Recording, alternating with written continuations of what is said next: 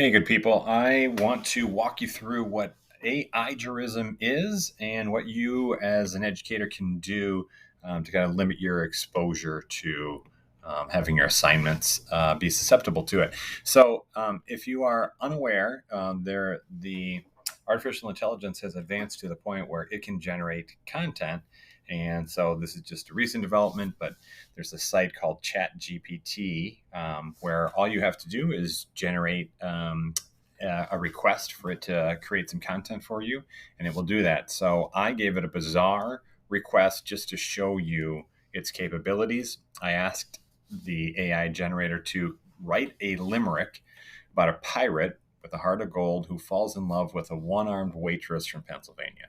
And in about a minute and a half, I got uh, a limerick about that very content. So the AI generator is kind of incredible at what it can create in such a short amount of time.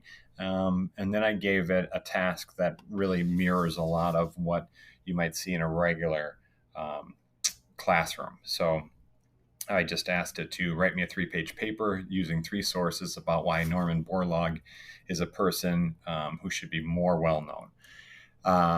So it started creating the content, and I just stopped it at a certain point.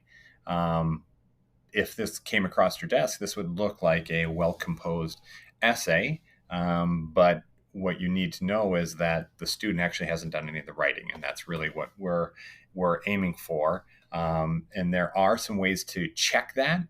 There's a site called zerogpt.com. I can take the text and just copy and paste it in here and then hit detect text, and it will say your text is 100% AI generated.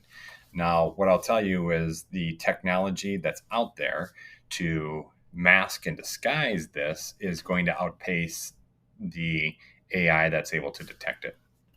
So even if you start with this, you can go to some other sites.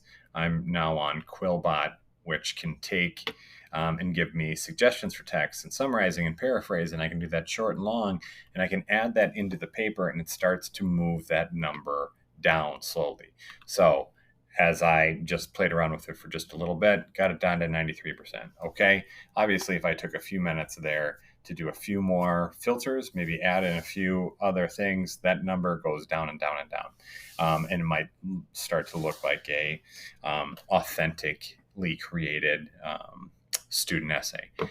So just wanted to, number one, make teachers aware that this exists out there, and that if a paper feels really well put together and that doesn't necessarily match up with the content that the student has created, that might be worth taking a scan, going over to zerogpt.com to take a look and see what that is, and to see if you get a score back that matches. There are other detection devices out there and other generating devices out there, but I think we first start with the awareness that this exists, and then there are a few tips that I can think of to try and make yourself less vulnerable to students using AI to generate content. One, having the students outline their essay before they ever do any writing might help, where they have to stick to that outline as opposed to generate the paper all at once. The other thing that you can think about doing is having them complete each paragraph kind of in parts. For longer projects, that might work, and for some other ones it just might not. Timed essays that are done in class, sort of the old college blue book essay, guarantees that the writing that the student produces is their work and that you are 100% sure of that. If they're required to make a personal connection, that's not something that the ChatGPT is going to be able to create. And then there are some novel assignments that they will not be able to complete using an AI generator. One of those being, say, compare 4 presidents to 4 teachers in the building, their leadership styles. That is so novel, relying upon people that the individual knows and not well known as the AI generator, that the AI generator just would not be able to create that content.